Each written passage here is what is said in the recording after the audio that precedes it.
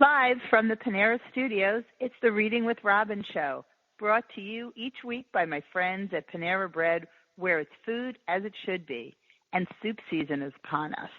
Panera Bread has some of my favorites, the creamy tomato, broccoli cheddar, and the vegetarian autumn squash. You can sense the pattern. I'm a vegetarian. Perfect for the chill in the air and that warm feeling inside. Getting mine for lunch today. Hope to see you at Panera Bread. Reading with Robin also brought to you by the Book Box. It's not too early to start thinking about that perfect holiday gift for the book lover in your life. A carefully curated box with the best books of the season, plus a few special treats, is the best gift ever. Please visit thebookbox.info. Again, that's thebookbox.info for more info. And now, enjoy the show. It's Pub Day. Searching for John Hughes is out today. Jason Diamond grew up in Chicagoland, moved to New York in his early 20s, and has worked so many very interesting jobs as a barista, server, fry cook, bookseller, DJ. In 2008, he founded the site Volume 1 Brooklyn. Volume 1 has since launched Julius Singer Press and curates regular free literary events, including the popular 3-minute story series, which we'll talk about. He was the editor of the Jewish pop culture website Juicy.com and the literary editor at FlavorWire.com. You have such a long bio. You got to go really long. Shorten it. No, it's long and fabulous. I could have shortened it, but as I was looking at it, I'm like, nope, this is important. Nope, got to leave this in. This is important. He is a sports editor at Rolling Stone, has written for the New York Times, the Paris Review. You must follow his Twitter feed. It is always engaging and entertaining. And the brand new memoir, Searching for John Hughes, is out now. He lives in Brooklyn with his wife, 2 cats, and the very famous dog, Max. His Cubs won the World Series. It's been quite a year for you. I've been writing all about that. I could not be happier for you. Welcome to Reading with Robin. Jason. Thank you so much for having me. I think we should probably point out at first, because you mentioned my wife in the bio, we should probably point out the Emily factors, since you have an Emily and I have an Emily. My wife is Emily and your daughter. Yes, so so if they should appear in this podcast, it will be my Emily, your Emily. Yes. Very excited to meet your Emily. I know. I think that's smart. We've set the table so as not to confuse people, because it could get confusing. Yes, all these Emilys. I know, all of these Emily, and we've got Max, and we might as well mention we've got my dog Ari, who will not make an appearance during this broadcast, but I talk about him a lot. We dog people stick together. Speaking of which, I was saying to you, I read Searching for John Hughes, I think it was several months ago, and I was telling Jason off air, this is one of the most dog-eared copies, one of my most dog-eared books. It looks like it's been through the ringer, and I read it like in one day, so I don't know how it got so so it looks so well loved in just an afternoon, but I connected to this book in so many ways, and people who follow Reading with Robin remember all the tweeting and the posting that has continued. Couldn't be happier for you, rooting for Jason to succeed all the way through this gorgeous, heartfelt memoir. Can you even believe it's out in the world? It's really hard for me to believe. I write about the idea of having a book out throughout the book, and it's kind of meta in a weird way to actually be like, oh, here's a book that was based off of failing to write a book. And it's kind of a very weird sort of, it's very strange. Which is so cool, because it is, in this book and reading, and I'm speaking with Jason Diamond, Searching for John Hughes is out today. You can visit Jason at jasondiamond.net and on Twitter and Instagram at I'm Jason Diamond. The idea of the person in this book, who is you, having a book, and just the John Hughes factor is so entertaining, and I'm a huge fan, so I love the way that weaves throughout the story, really the story of hope and finding your way, and following your passion, whichever way it works. And I think there's so many messages so many messages in the book that readers will connect to. It was, I don't know, like, you stumbled into the way you wrote this. I mean, how did you even sit down to get this going? I know there were a lot of notebooks involved. Well, I mean, initially, and I kind of love telling this story in a weird way because I was kind of having a really rough spot in my career when my agent and I started talking about this idea, and I was like, I'm always obsessed with books like Confederacy of Dunces or Oblomov's, or I like Falstaff's the Shakespearean character, or Don Quixote. I like these characters who are kind of they think they're doing something bigger or great. They're not actually even doing it to begin with. They're kind of just delusional. And I had kind of thought about those couple of years that I was like really gung-ho about this project, trying to write John Hughes' biography. And I kind of realized I'm one of those characters, like in real life. And I think we all can kind of be that way. At times. We might not realize it. And so initially I had wanted to write a memoir about failing.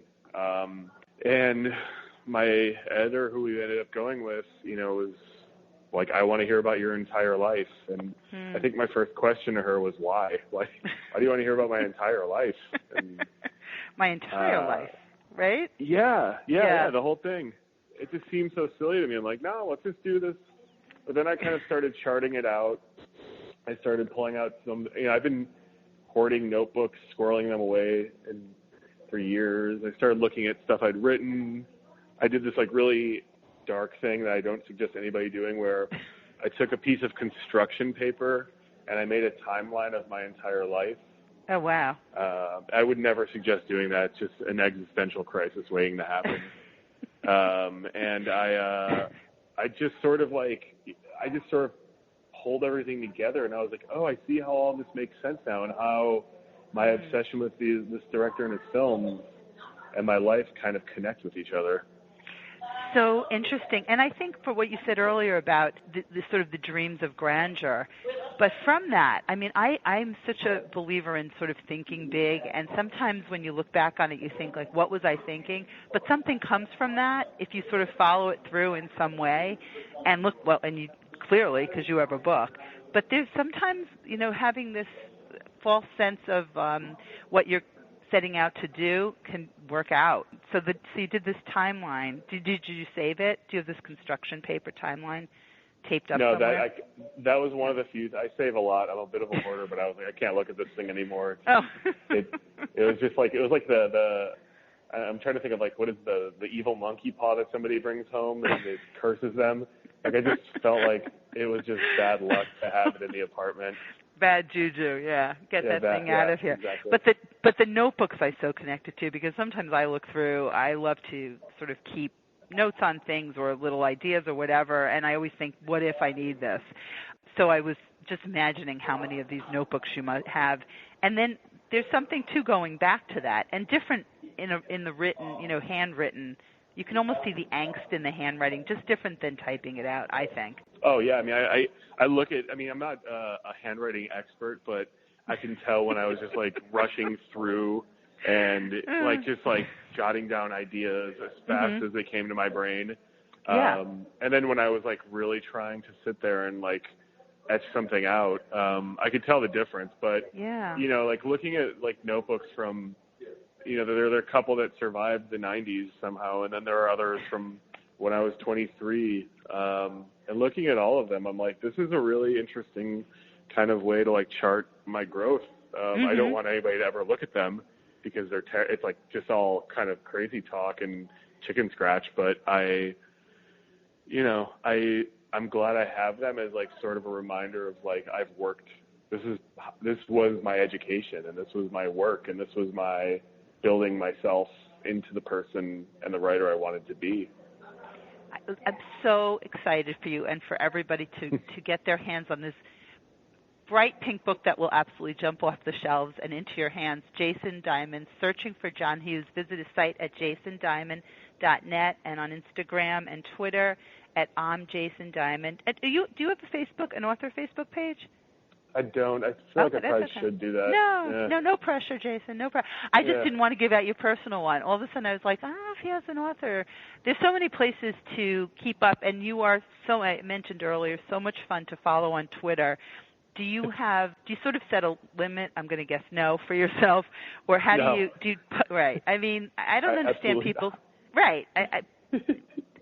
I should. Maybe I should. No. Yeah. But I know some people think social media should sort of be more regimented, and I mean, I'm not like that. I get a thought.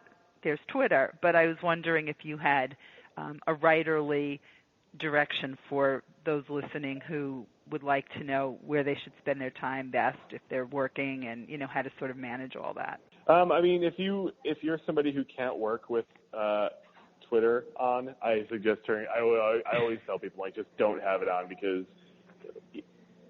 that's totally reasonable. If like that is like going to distract you and take you away from what you need to do. But for me, I have this just really strange way of thinking and working where my brain is just firing things off, and I feel the need to do things. Like I have to have like 18 hands to like, do one thing here, do another thing here. And if I don't get those things out, it sort of drives me a little nuts. So it's like, if I'm in the middle of writing some long essay or editing something, and something I want to tweet comes by, into my head, I kind of got to do it. So for me, it works. I don't think it works like that for everybody else. No, but I like your plan, because otherwise you're right. It could drive you nuts thinking that you have this thought that needs to go somewhere.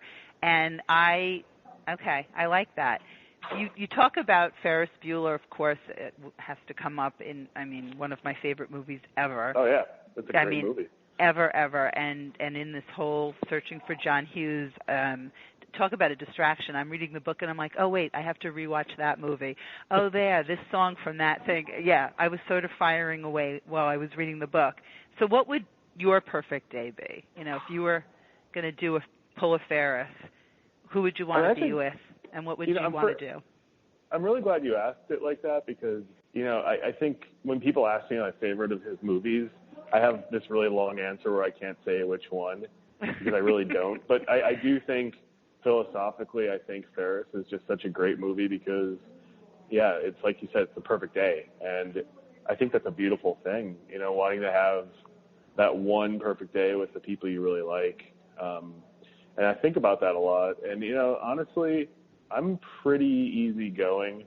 I would, if I could have that car, the Ferrari that he has, that'd be great. But that's pretty cool. Just driving around with my wife and my dog would be, perfect for me. I'm not trying to sound like, making it sound kind of boring, but it's such an overwhelming thing to think of what would be a perfect day. A day with, for me, like no bad, everything good. Yes. There'd probably be Chinese food involved at some level. My favorite with no fat. It doesn't fat you up. It doesn't Nothing count. Fattens you up. Yeah. Exactly. No calories. Chinese food that doesn't really count, kind of that kind of thing.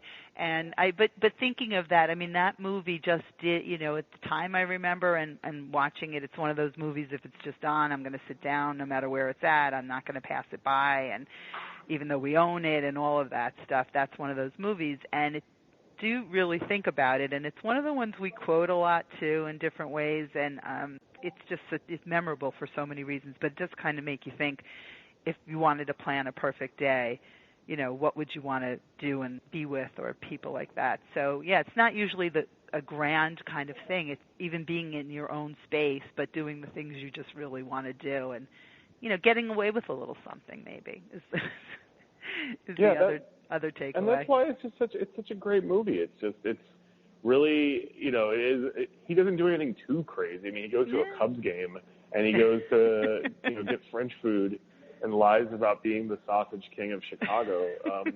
Who hasn't done that? Right. Yeah. Who amongst us has not done that? But no, it's I don't think, I think there's something kind of simple about all that. It's nothing too crazy. Exactly. But it's the fact that they're high school students stealing a car and doing it, on a school day. There's nothing like being out on a school day and getting away. See, now I feel like watching the movie again, Jason. And on the phone, Jason Diamond and I are talking about his new memoir, out today, Searching for John Hughes. You can find him at jasondiamond.net. Find him on Twitter all day long, on and off, and on Instagram. How do you feel about Instagram? Do you have pressure with taking those photos, or is that something you enjoy? I really like it. I mean, I write about food a lot, and yes. I noticed that my food writer friends tend to have they're really like professional about it. And I went to go, a couple weeks ago, every year I go to this part of Massachusetts to go get my favorite turkey sandwich. And Where? Where in Massachusetts? At the Red Lion Inn. Oh, yeah, sure. Stockbridge. Yeah. Okay. It's good. It's just a cozy place, but I always purposely take a really crappy photo of it. And I'm just like, this is really defeating the purpose. But that's so funny. But if your purpose is to get that turkey sandwich and keep it consistently a crappy photo, then you've succeeded. Yeah, but I've also taken some nice ones of like food and of my dog and galleys I get. It's just a mixed bag. I don't think I have. I see people who are like personal. They have their whole brand on Twitter and their whole life on Instagram. And I'm just like, this is. I don't think I'm like really presenting anything other than some weird kind of random set of things, like pictures of everything from like beers I'm drinking to records I'm listening to. Well, I enjoy it very much, and I don't take the photo. I mean, there are people who are just taking the most exquisite photos, and they're all through all of these apps, and just, I don't know, they're so altered, and I find that like a lot of pressure, but I do enjoy following people on Instagram and all of that. So that's just another fabulous distraction. So I'm going to go searching for that turkey sandwich then and see. I didn't know that. I love the Red Lion Inn and that whole area and all of that. So cool. And the book, reading this book and just thinking about your trajectory in writing and how important having a book was to you, and reading, I'm just looking at some of the things I noted. I'm going to read from Searching for John Hughes. I was stuck, held back by memories, and unable to tap the right buttons to write out an adequate starting sentence for my stupid blog that nobody read, hindered by my golden ideas of the things I wanted but never got. It was the same thing with the book. Something was holding me back from moving past that first chapter. And I think anybody who writes or wants to write will just connect with this book on so many, there are just so many layers to it. But I don't know, that was really poignant to me about just, let Jason get his book or someone read his book.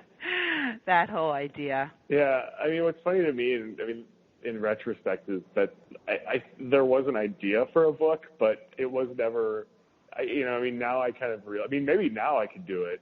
Like, I shouldn't say that. I shouldn't tempt myself, but you're having a good year, Jason. You might want to write that biography. I don't know. Yeah, I'd root for it.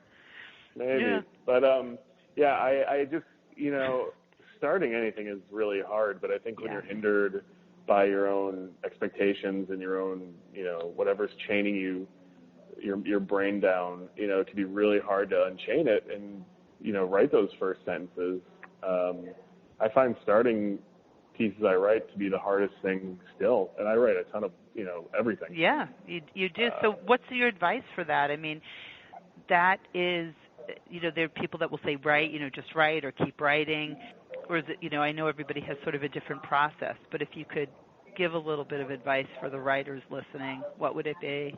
Yeah, I would definitely just say write past it. Like I would either walk away and stop writing for the day, because that has helped me plenty of times, or I would try your best to put it in the back of your head and just write past it. Just move right past it and just write.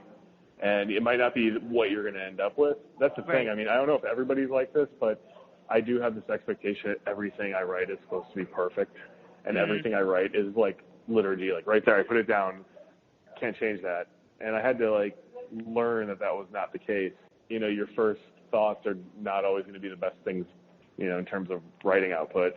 So you really need to work your way through it. Yeah. And it's either walking away through it or just being it's like pulling off a Band-Aid, just do it fast. Just run through it and do it.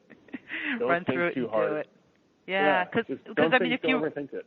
Yeah, and if you were giving yourself advice, if you, in rereading this too, and like remembering where you were at different points, and thinking about what were you doing, looking to write this biography about John Hughes, and all of like the sort of near misses when you're going back and forth between New York and Chicago, and meeting up with somebody, a friend that thought they knew somebody, or you were going into a store hoping to see him, like all of that. I was like, is he going to meet him? Is he going to meet him? And then of course that isn't the main thread of the book, the part that we, but you're curious. It's such a page turner, thinking, well, is that going to happen? And as the reader is on this journey with you, they're seeing that it's about something else altogether. There's this connection to John Hughes and growing up in Chicago and being attached to those movies and what that said about suburbia and the life that we think we're living, or what it looks like on the screen that others are living.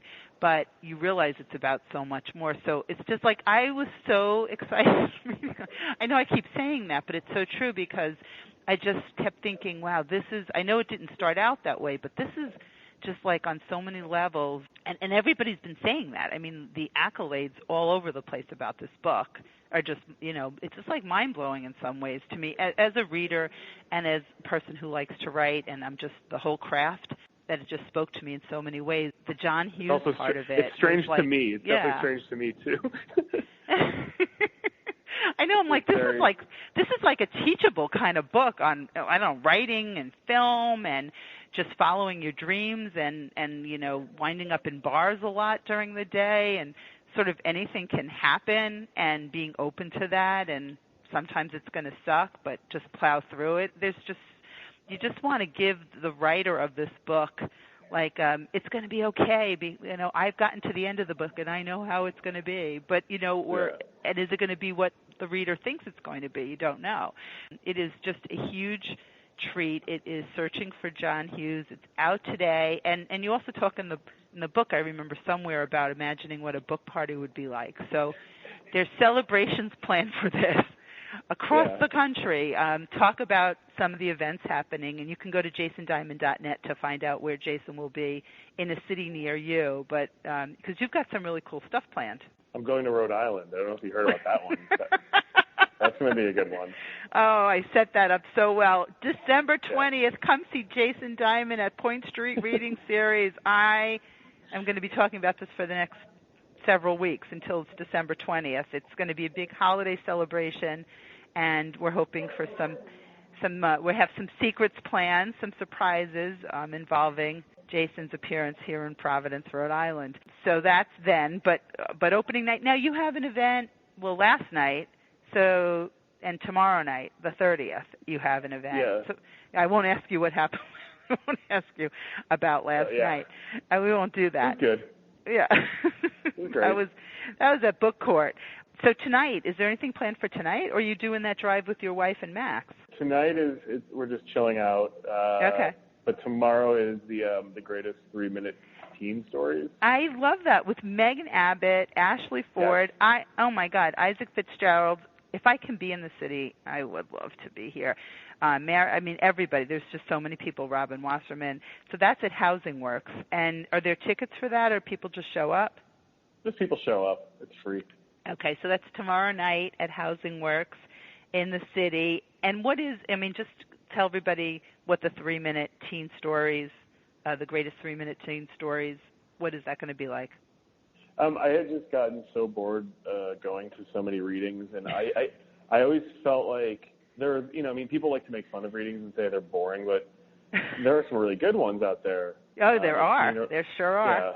Yeah. But I think in New York there are so many, and they're not curated, so people are just kind of thrown together. Oh, okay.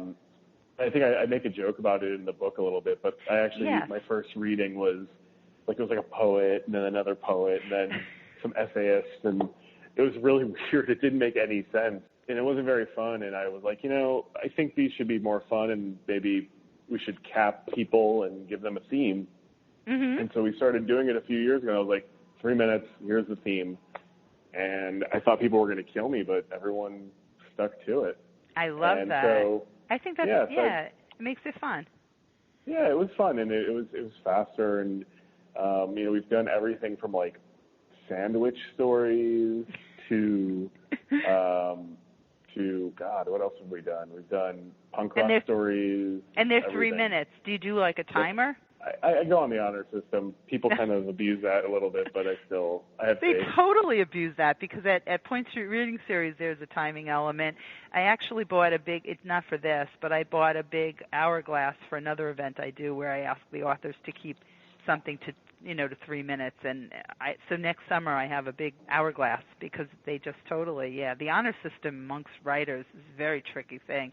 So you're doing that, and then December 1st you're doing a Los Angeles version of the greatest 3-minute teen stories ever with more fabulous authors, including some of my favorites. December 2nd you'll be at Book Soup. You are so packed, so I'm looking December, you're going to be exhausted by the time you get to Point Street Reading Series. You will need a vacation. It's a good thing. I'll be ready for that. No. I'm going to be I'll be totally ready.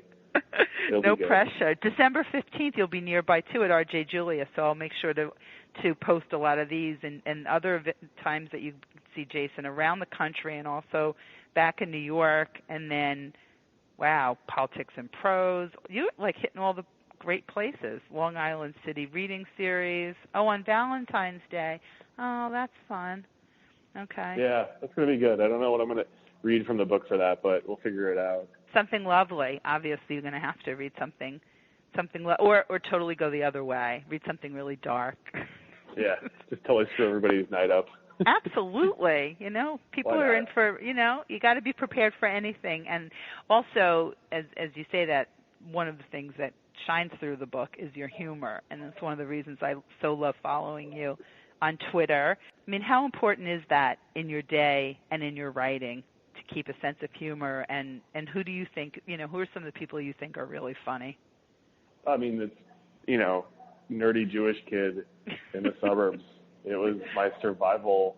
It was how I survived. And in my writing, it's obviously, it was more important in this book to be funny. I mean, I know there was a lot of sad stuff too, but it had to be funny because, I'm not going to be overly serious about my own life. I can't. It's just this thing. I had this block. I had to actually embed as much humor as I could into it. And most of it was very organic. I mean, I really wanted the book to be funny, but I realized after I read the first draft, I'm like, oh, this is pretty sad in some parts. But, life is pretty sad in some parts. I mean, I think you give a really good mixture, and the way you I can see that the humor writes your way out of those situations.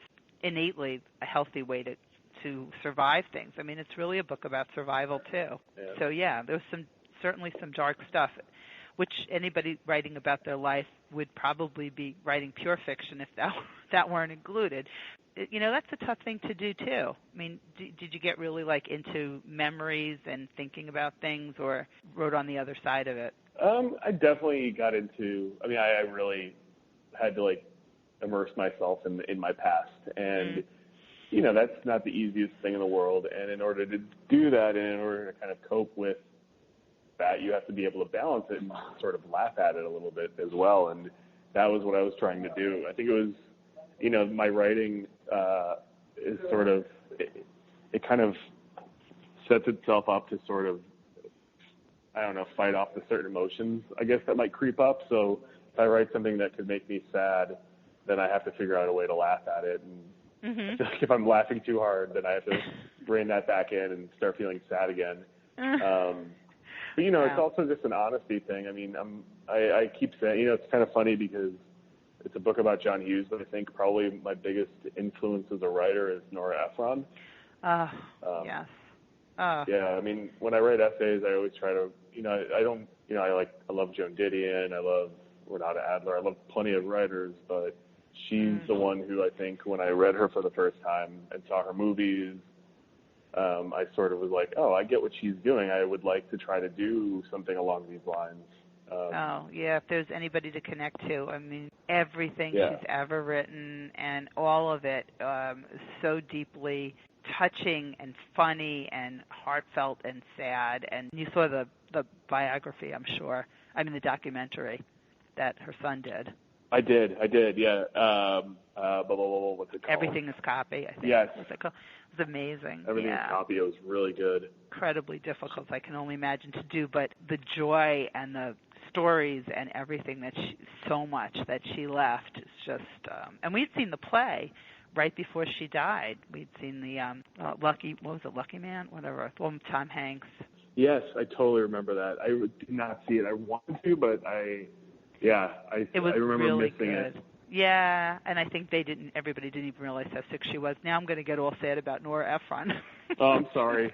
No, it's okay. There's been so much loss, and so many people that are just so amazing, and what the scope of what they've left. People that really resonate with you, and it's like if you could have dinner with 3 people, blah blah blah. Like Nora Ephron's always on my list. If I could pick 3, definitely. she's always one. 100%.